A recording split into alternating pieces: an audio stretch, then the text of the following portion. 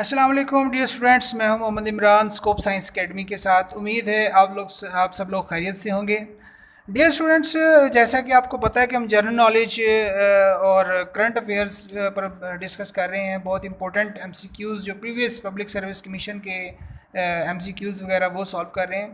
इससे रिलेटेड कुछ स्टूडेंट्स ने मुझे कमेंट किया है कि डियर सर, हमें मैथमेटिक्स जो इसमें अक्सर मैथमेटिक्स का पोर्शन आता है वो पोर्शन जो है वो भी सॉल्व करवाएं, उसको किस तरह से सॉल्व करना है। तो डियर स्टूडेंट्स, सबसे इम्पोर्टेंट चीज़ जो है आज जो मैं आपको बताने जा रहा हूँ वो है हमारे पास परसेंटेज। तो आज हम आपको परसेंटेज के बारे में बताएंगे कि व्हाट इज़ परसेंटेज।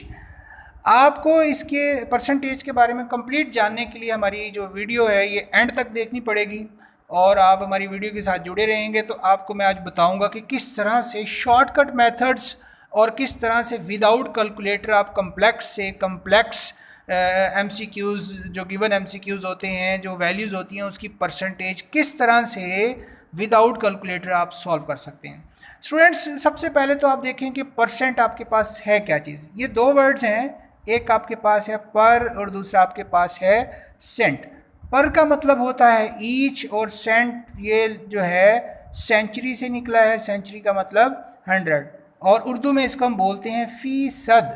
ईच मतलब फ़ी और सेंचुरी मतलब सद। तो 100 में से, तो आपके पास परसेंटेज का मतलब जो है वो 100 में से। जैसे फॉर एग्जांपल हम 20% जो लिखते हैं, जैसे फॉर एग्जांपल आपके पास 20% है तो इसको लिखा जाता है 100 में से 20। 30% आपके पास है, इसको हम लिखते हैं 100 में से 30। 50% जो है इसको हम लिखते हैं 100 में से 50। तो ये आपके पास परसेंटेज है। अब आपको परसेंटेज आपने कैलकुलेट कैसे करनी है, किसी भी गिवन नंबर की जो परसेंटेज है वो किस तरह से कैलकुलेट करनी है, वो क्या आपके पास मेथड है। तो पहला हम इसका मेथड डिस्कस करते हैं, और उस मेथड का नाम है that is direct multiplication method. Direct multiplication method के डायरेक्ट मल्टीप्लिकेशन मेथड के अंदर हम किस तरह से कैलकुलेट करेंगे। देखें फॉर एग्जांपल, हम यहाँ पे एक एग्जांपल लेते हैं। आपके पास है 30% ऑफ 40। अब आपने 40 का 30% फाइंड करना है। इसका हमारे पास जो तरीकाकार है वो ये है, 30% का मतलब होता है 30/100, और 40 का मतलब यहाँ पे हम मल्टीप्लाई बाय 40 कर देते हैं। एक ज़ीरो यहाँ से काटा, एक ज़ीरो यहाँ से काटा, और 4 3 आपके पास आ गया 12। एक तो ये मेथड है जो हमारे पास ओल्ड मेथड है, या इसको आप ट्रेडिशनल मेथड भी कह सकते हैं। अब दूसरा जो आपके पास डायरेक्ट मल्टीप्लिकेशन मेथड वाला है वो आप क्या करेंगे, 30 लिखेंगे। इसका आपने 30% का आपने 40 का 30% फाइंड करना है। उसका तरीकाकार क्या है, 100 में 2 ज़ीरोज़ होते हैं, हमने 2 ज़ीरोज़ जो हैं वो काटने। एक ज़ीरो आपके पास ये है, एक ज़ीरो आपके पास ये है। 4 को करना है आपने 3 से मल्टीप्लाई, तो 4 3 12। ये देखें कि कितना शॉर्टकट मेथड है। बजाय इस मल्टीप्लिकेशन डिवीजन की तरफ जाने की बजाय आप यहाँ से डायरेक्ट जो है मल्टीप्लाई कर सकते हैं। इसी तरह से एक और एग्जांपल की तरफ आते हैं, वो है आपके पास 25% ऑफ 30। अब ये देखें कि यहाँ पे तो 2 ज़ीरोज़ थे, वो 2 ज़ीरोज़ हमारे पास 100% के जो हैं वो कट गए हैं, लेकिन यहाँ पे आपके पास ज़ीरो क्या है, एक है। एक ज़ीरो आपके पास कट गया। 25 को अब आपने मल्टीप्लाई करना है 3 से, तो 25 को 3 से मल्टीप्लाई किया, ये आपके पास आ गया 75। लेकिन एक ज़ीरो कट गया था, 10 अभी बाकी है, तो उस 10 के लिए हम यहाँ पर एक पॉइंट लगा देंगे। इसी तरह से देखिए नंबर ऑफ एमसीक्यूज़ आप कर सकते हैं। ये तो सिंपल था। एक और हम एग्जांपल लेते हैं, और उस एग्जांपल में देखते हैं कि हम किस तरह से 20% ऑफ 42 जो है वो फाइंड कर सकते हैं। ये भी उसी तरह से बहुत ही आसान है। 42 को मल्टीप्लाई कर दें आप 2 के साथ, ये हो जाएगा आपके पास 84। एक ज़ीरो 100 का यहाँ से कट गया, एक ज़ीरो का यहाँ पे आपके पास पॉइंट आ जाएगा, तो 42 का जो 20% है वो आपके पास 8.4 है। देखिए कितना ज़बरदस्त और शॉर्टकट मेथड है कि आप विदाउट जो है वो कैलकुलेटर, विदाउट ये मल्टीप्लिकेशन डिवीजन के डायरेक्ट मल्टीप्लाई करके इसको आप सॉल्व कर सकते हैं। इसके बाद जो हमारे पास दूसरा मेथड है that is very effective method, और वो इससे कहीं ज़्यादा, जो अभी आपको मेथड बताया है उससे कहीं ज़्यादा इफेक्टिव मेथड है। और उस मेथड के अंदर जो है वो हम किस तरह से क्वेश्चंस को हल करेंगे। देखें, उस मेथड का जो नाम है वो है आपके पास स्प्लिटिंग मेथड, वो है स्प्लिटिंग मेथड। आपने किस तरह से स्प्लिटिंग मेथड को यूज़ करके परसेंटेज जो है वो कैलकुलेट करनी है। देखें, एक यहाँ पे एग्जांपल लेते हैं, क्योंकि ज़ाहिर सी बात है मैथमेटिक्स है, मैथमेटिक्स के अंदर हमें एग्जांपल लेनी पड़ती है। तो सबसे पहली एग्जांपल हम लेते हैं, दैट इज़ 65% ऑफ 90। ये आपके पास फर्स्ट एग्जांपल आ गई। अब 90 का 65% आपने निकालना है। कैसे निकालेंगे?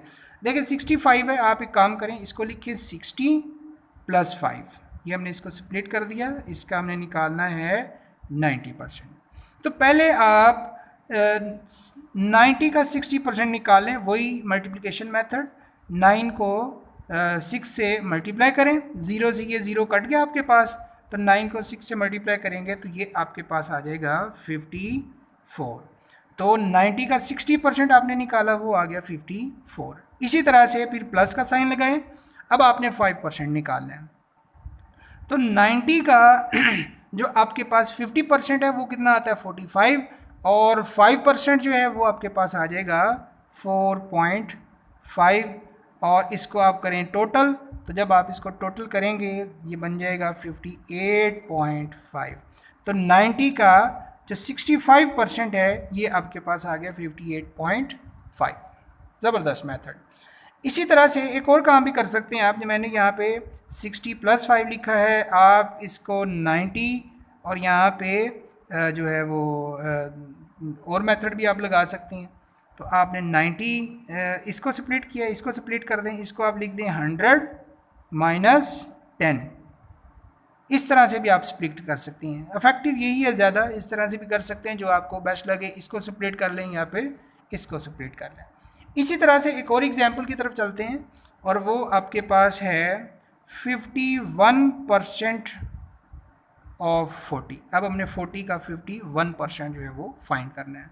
उसी तरह से बच्चों के 51 की बजाय हम लिखेंगे 50 + 1, और ये इसका 40 का 50% आपके पास 20 आ जाएगा, और इसका जो 1% है वो कितना आएगा, वो आपके पास आ जाएगा 0.4। तो ये आ गया 20.4 आपके पास 40 का 51%। इसी तरह से एक और कर लेते हैं हम कि 59, क्योंकि जितनी एग्जाम्पल्स करेंगे आपकी उतनी ज़्यादा प्रैक्टिस हो जाएगी। 59% ऑफ 45, तो ये इसमें भी आप दो कर सकते हैं, 60 - 1 भी लिख सकते हैं इसको, और इसको आप 60 - 1 और इसका 45 का। एक ये काम कर सकते हैं, दूसरा आप इसको लिख सकते हैं 50 + 9 और 45। अब आपको ये वाला मेथड लगे, ये वाला मेथड अच्छा लगे, दोनों में से जो अच्छा लगे वो आप कर सकते हैं। क्या करेंगे आप 45 का 60% निकालेंगे, फिर 45 का 1% निकालेंगे, तो 60 में से 1 को सब्ट्रैक्ट कर देंगे। या फिर आप ये करेंगे कि 45 का जो है वो 50% निकालें। ये आपके पास 45 का जो 50% है ये बनता है 22.5 प्लस, अब आपने इसका 9% निकालना है। 9% निकालने की बजाय आप इसका 10% निकाल लें, इसकी बजाय आप 10% निकाल लें, ये बन जाता है 4.5। ठीक हो गया। अब 1% आपने इसका ज़्यादा लिखा है, तो 1% जो इसका बनेगा वो बनेगा 0.45। ये तो 10% में से 1% आप निकालेंगे तो 9% आ जाएगा। ये है 22.5 प्लस, इसी तरह से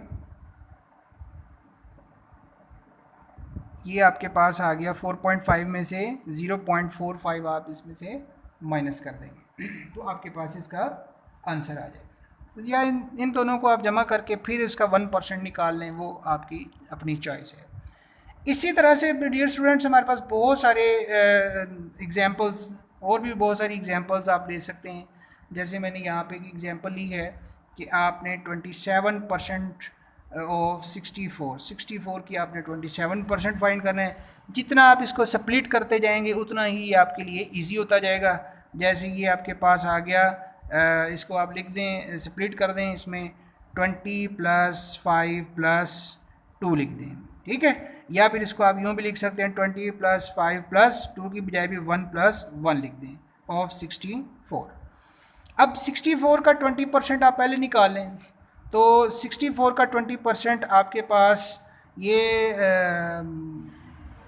कैलकुलेट कर लें, आपके पास कितना ये आता है।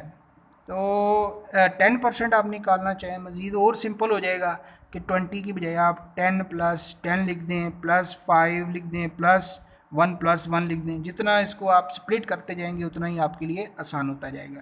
जैसे 64 का 10% है 6.4, ये भी आपके पास 6.4, फिर 6.4 5%, इसका हाफ कर दें, ये आपके पास बन जाएगा 3.2। 1% इसका कितना बनेगा 0.64 + 0.64, इसको आप टोटल कर दें 17.28, आपके पास इसका जवाब आ जाएगा। तो ये आपके पास जनाब 17.28 इसका आंसर आ गया। और भी बहुत सारी एग्जांपल्स हैं। एक थोड़ा से कम्प्लेक्स क्वेश्चन की तरफ जाते हैं। जैसे आपके पास है 1245, इसका आपने फाइंड करना है 15.5%। देखें वही ये जो आपके पास 15.5% है, इसका आप पहले 10% निकाल लें, उसके बाद आप इसका 5% निकाल लें, उसके बाद आप इसका 0.5% निकाल लें और उसको फिर आप जमा कर दें। जैसे 10% आपके पास आ जाएगा 124.5, इसका 5% निकाल लें, इसका हाफ कर दें, ये आपके पास आ जाता है 62.25, और इसका फिर आपने 5% निकाल लिया। अब इसका जो है वो 0.5% आएगा, तो ये आ जाएगा आपके पास 6.22। अब आपने इसको कर देना है जमा, तो ये आपके पास बनता है 192.97। ये टोटल करने से आपके पास आ गया कि 1245 का 15.5% जो है वो है 192.97। एग्ज़ाम के अंदर जो सबसे बड़ा प्रॉब्लम जो है वो हमारे पास ये होता है कि हमारे पास टाइम नहीं होता, और मैथमेटिक्स के जो MCQs हैं ये सबसे ज़्यादा हमारा टाइम जो है वो कंज्यूम करते हैं। अगर हमारे पास इसी तरह के शॉर्ट और इजी मेथड हों जिससे हम इजीली जो है वो कैलकुलेट कर सकें, तो डियर स्टूडेंट हमारा टाइम भी बच जाएगा और हमारे जो मिस्टेक और गलती के जो चांसेस हैं वो भी कम से कम होंगे।